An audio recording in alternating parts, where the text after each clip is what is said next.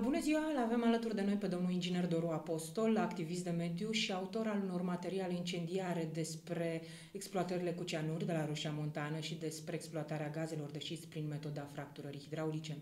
După ce i s-a propus o sumă cu 6 zerouri pentru a-și scoate de pe blog anumite materiale despre Roșia Montană, despre Roșia Montană, domnul Apostol nu doar că nu și-a scos materiale de pe blog, ci mai mult pregătește un material exploziv, să spunem, despre fracturarea hidraulică, mai exact despre un eveniment asociat fracturării hidraulice ce a avut loc în America, în Colorado. Despre ce este vorba?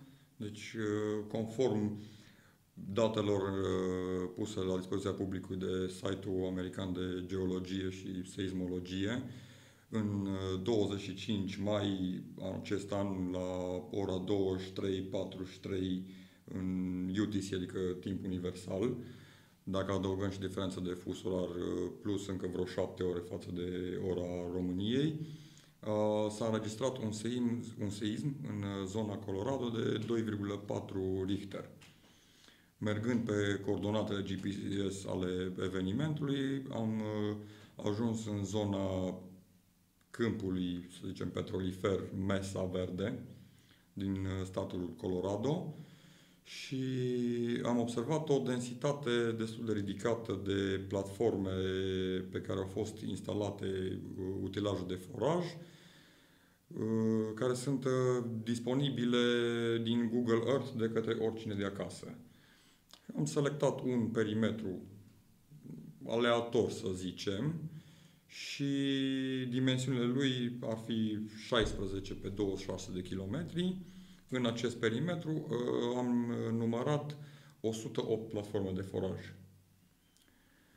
Prin vizualizările care le permite programul Google Earth se pot vedea inclusiv sondele de foraj care sunt amplasate pe câteva din aceste platforme și se poate vedea inclusiv procesul de fracturare prin prezența a numeroase pompe care participă în acest proces de fracturare hidraulică. Din datele care le avem până la ora actuală, rezultă că începând cu anii 1974, în această zonă s-au dezvoltat mai multe exploatări de petrol și gaze. Multe din acestea au fost supuse acestui proces controversat numit fracturare hidraulică. Noi nu știm adâncimile la care s-au făcut forajele respective, nu știm câte din ele au fost fracturate, de câte ori. Nu avem date despre cantitățile de apă folosite, dar din observațiile de pe Google Earth vedem că tot acest împăienjenit, să zicem, de operațiuni discutabile s-au produs într-o zonă în care lipsește apa. Apă care probabil a fost luată din bazinul de acumulare Vega Rezervor, care se vede la 4 km de acest eveniment geologic. Și în baza unei filmări care a fost realizată de poliția locală din elicopter, am putut vedea amploarea acestui fenomen. Am încercat să trasez, să zicem, un profil topografic al zonei, ajutându-mă de filmare și de datele din Google Earth. Am făcut un profil al alunecării, dar ce atrage într-un mod special atenția este că această, așa zis, alunecare de teren are un debut atipic. În zona superioară, ea a pornit ca o prăbușire. Deci se poate vedea inclusiv cum solul este ca și cum ar fi fost tăiat dintr-o bucată de unt cu cuțitul. A avut loc o prăbușire de aproximativ 80-100 de metri și din filmare se pot vedea inclusiv pâlcuri de copaci care sunt încă în poziție verticală. Zona respectivă, fiind situată la altitudinea de 2500-2800 de metri, mai prezintă urme de zăpadă, care se pot vedea din filmarea din elicopter, ceea ce ridică întrebări cu privire la prezența apei. Deci, fiind doar pâlcuri de zăpadă, noi nu știm, nu avem date despre regimul pluviometric sau higrometric al precipitațiilor, să zicem, din ultimele 6 luni din zonă. Dar pe zona limitrofă a alunecării se poate vedea praf pe copaci. Ceea ce înseamnă că a fost o alunecare de teren fără apă. Practic, din ce am observat din imagini, arată mai degrabă asurpare sau pe alocuri arată asurpare, ca și cum niște cavități, niște plafoane s-ar fi prăbușit. Cum asociați prăbușirea respectivelor plafoane cu fracturarea hidraulică care se efectuează cu certitudine în zonă? Am înțeles că sunt 16 sonde, conform datelor de pe Google Earth, și în jur de aproximativ 130 de... Mă refer la perimetrul cercetat de dumneavoastră. Deci în zonă s-au făcut foraje, nu știm câte din ele și nu știm coordonatele particulare fiecărui foraj. Este posibil ca zona respectivă să fi fost afectată inclusiv de un foraj, să zicem, longitudinal cu valea respectivă. S-au făcut diverse operațiuni de injectare de dioxid de carbon, care se folosește pentru scăderea viscozității petrolului și probabil că cu această ocazie el a ieșit în atmosferă. Sunt acele eruții limnice care sunt rar întâlnite, dar care sunt deosebit de periculoase. Știu că este instituit prin legea 114 de anul trecut un departament în cadrul Agenției Naționale a Resurselor Minerale, prin care se dorește studierea efectelor injectării dioxidului de carbon în fostele exploatări de petrol și gaze. Riscul este foarte mare. Pe ce suprafață s-a produs în Colorado alunecarea și surparea de teren? Lățimea ca și extremități, conform și datelor care sunt preluate de foarte multe site-uri și de televiziune și de agenții de presă, discutăm de CNN, Fox, National Geographic, o multitudine de agenții de presă, cum ziceam, și site-uri și așa, ar fi o lățime maximă de aproximativ 2 mile și o lungime maximă de aproximativ 4. Asta înseamnă în jur la 3 pe 6 km. Zona unde s-a produs alunecarea și prăbușirea aferentă de teren fiind locuită. La noi în România s-a amplasat deja o primă sondă în Vaslui, la Puncești, și urmează să se amplaseze alte sonde în Dobrogea și de asemenea în județul Vaslui. Credeți că există riscul ca și la noi în România să apară fenomene similare celui înregistrat în Colorado? Diferența între cel înregistrat în Colorado și alte fenomene similare este viteza cu care se produce.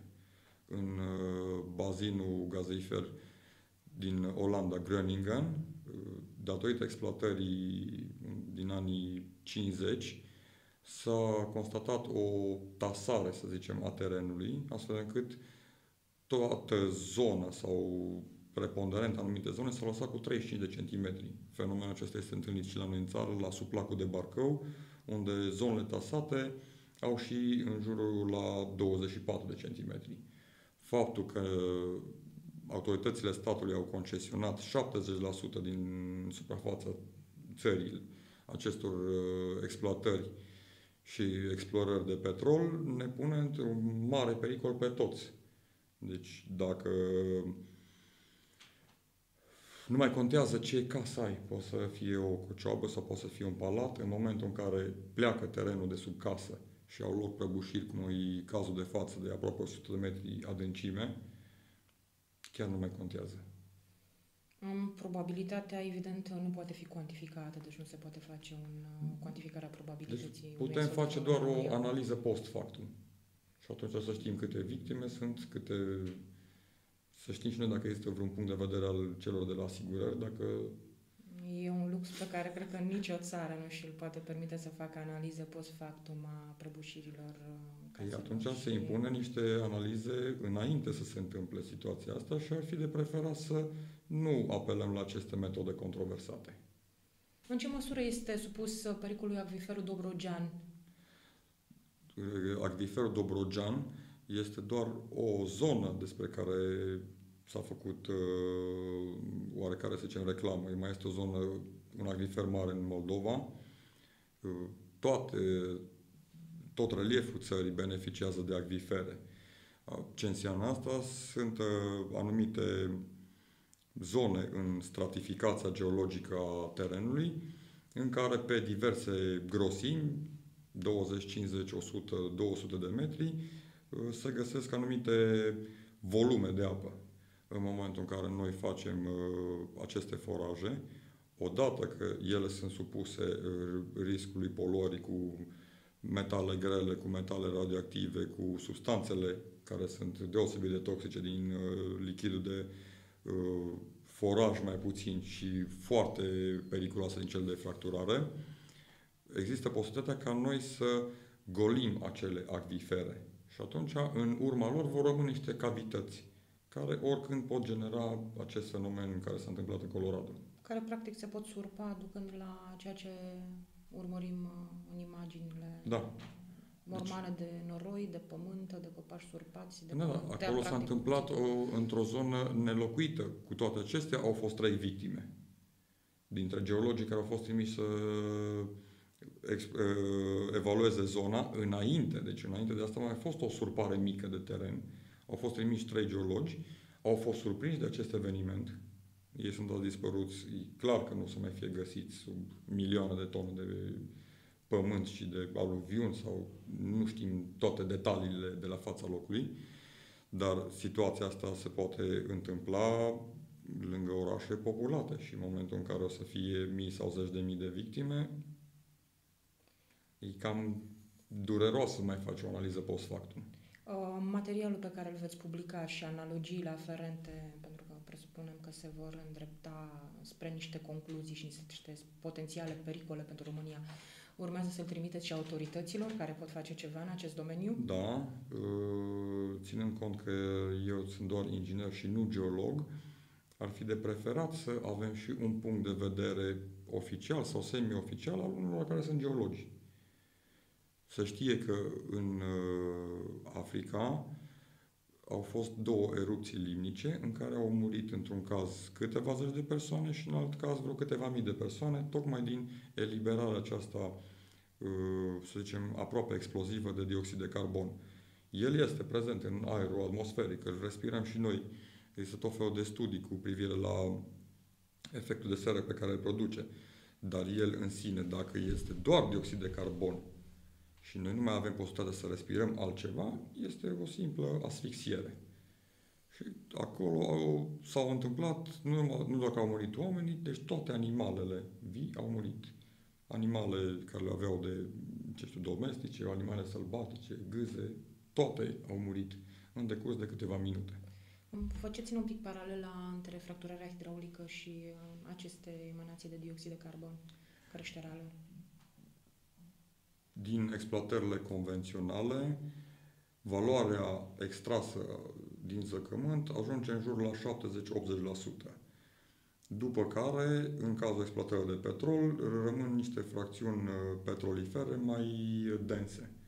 Și ca să se scadă viscozitatea, ca să poată fi extrase încă niște cantități de zeci de mii de tone sau barili de petrol, se injectează acest dioxid de carbon. El scade viscozitatea și atunci poate fi extras. Dar asta ridică cu câteva procente, deci puțin peste 90%, posibilitatea de a extrage petrolul din zonele astea. În momentul în care este exploatare de gaz, nu are sens să injectăm dioxid de carbon, pentru că el nu are aport calorific. El nu arde dioxid de carbon, el e rezultatul arderii. Deci, indiferent că ardem gaz, cărbune sau lemn, deci combustibili fosili, rezultă dioxid de carbon. Deci, nu se justifică injectarea de dioxid de carbon în aceste puțuri rezultate din exploatările de gaz. Pe lângă asta, există probleme cu sigilarea acestor puțuri, pentru că există pericolul ca oricând acestea se scape în atmosferă. Efectele sunt pe măsura vitezei de desfășurare a evenimentului. E greu de făcut estimări. Din cauza asta recomand puțină precauție în cazul programului Getica, care este sprijinit de legea 114 din 2013. Câteva cuvinte despre programul Getica. Cred că mai multe cuvinte v-ar putea da cei de la ANRM. Eu am niște păreri personale vis-a-vis de consecințele geologice sau asupra pierderilor de vieți omenești sau de diverse construcții sau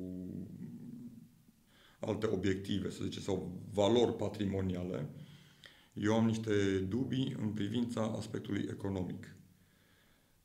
Ca să zic un calcul simplist, ca să obținem un metru cub de dioxid de carbon lichid, avem nevoie, el se obține prin comprimarea aerului. Și să zicem că noi folosim această comprimare și consumăm 1 megawatt. Există compresoare mai puternice, mai performante și valorile pot să oscileze, dar pentru simplitate zicem că consumăm 1 megawatt. Problema este cum obținem megawattul acesta de curent. El poate fi obținut pe cale hidro și atunci să zicem că n-ar fi nicio problemă. Poate fi obținut pe cale nucleară, din centralele nucleare, sau poate fi obținut inclusiv prin arderea de cărbune, păcuri, gaze naturale. Dacă se obține prin ardere, e posibil ca pentru megawattul respectiv noi să obținem 5 sau 10 metri cubi de dioxid de carbon. Și atunci, de fapt, noi mărim efectul dăunător al dioxidului de carbon ca și gaz de seră. Chiar nu înțeleg care e logica.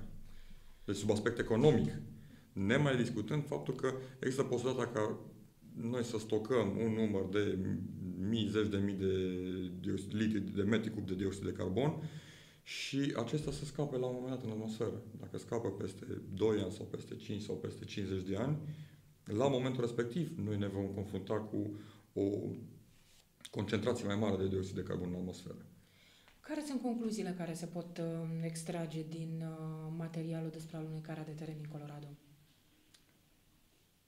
Concluziile sunt simple. Statul ar trebui să aibă niște organisme prin care să pună în aplicare prevederile Constituției, să ne asigure un mediu de viață sănătos, să nu permită poluări de orice fel, nici pe termen scurt, nici mediu, nici lung. Ne-ar trebui o abordare pertinentă și nu lobistă din partea și a politicienilor, a celor din Ministerul Mediului și organisme care concură la protecția calității aerului, apei, a fondului piscicol, a fondului forestier. Nu trebuie să cădem în plasa în care au căzut americanii prin aprobarea amendamentului Halliburton. Acolo a fost legislația americană, să o folosească ei. La noi, legislația românească, să nu auzim de așa ceva. Este simplu. Și cel mai simplu este să interzicem exploatarea gazelor de șist și a procesului de fracturare hidraulică. Ok, deci rămânem la concluzii și principiul prevenției vi se pare respectat la noi în România, pentru că practic vorbim despre folosirea unei tehnologii noi, fracturarea hidraulică, s-au dat niște avize de mediu, s-au dat niște certificate de urbanism pentru niște sonde care vor extrage gaze de șist cu o tehnologie despre care se pare că nu există încă suficiente informații. Există studii, inclusiv studii ale Comisiei Europene, despre riscurile asociate fracturării hidraulice și anume poluarea stratului acvifer, distrugerea pânzei freatice, scoaterea terenurilor din circuitul agricol, emanații de benzen și de metan în mediu, dar studii pe termen lung a efectelor asupra sănătății omului și a mediului pe termen lung nu există în atare condiții. Nu există în România. În America deja există. Și acum o lună și un pic, Departamentul de Protecție a Mediului, EPA, din Statele Unite, a atacat la Curtea Supremă de Justiție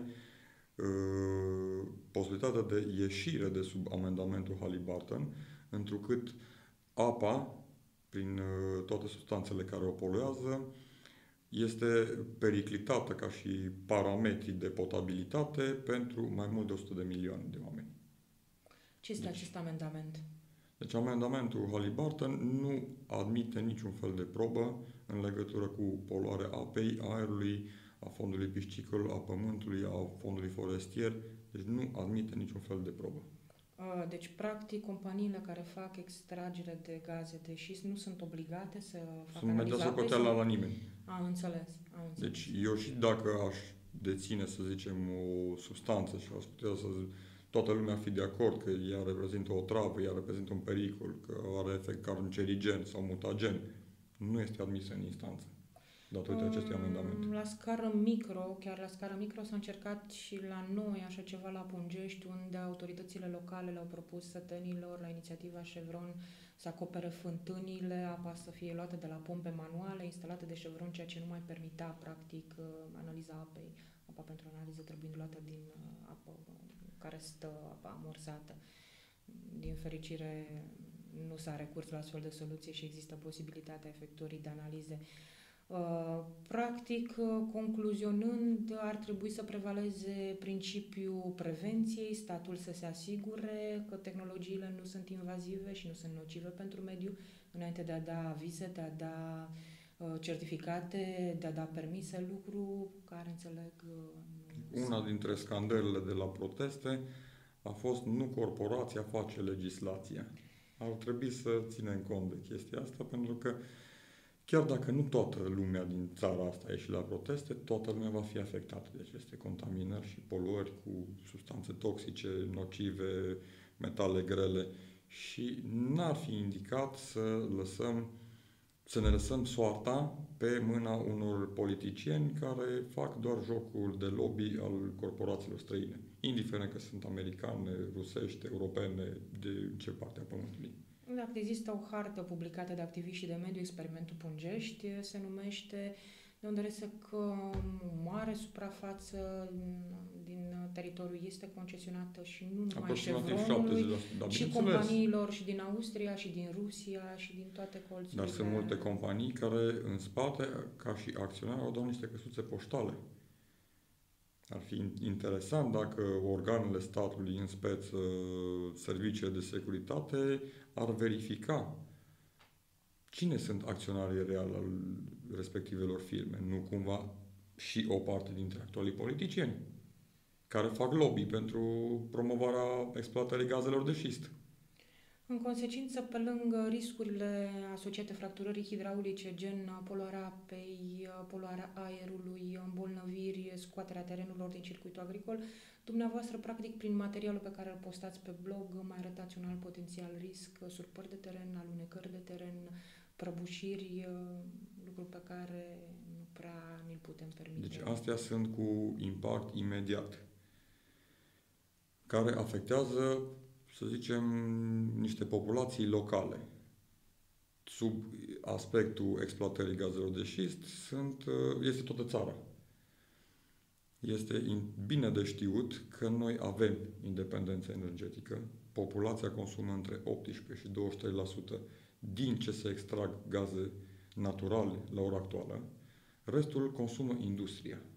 În speță fabricile care produc îngrășăminte chimice, fabricile de ciment, de sticlă. Nu înțeleg de ce trebuie noi să ne poluăm țara pentru niște corporații care au câteva fabrici aici. E un șantaj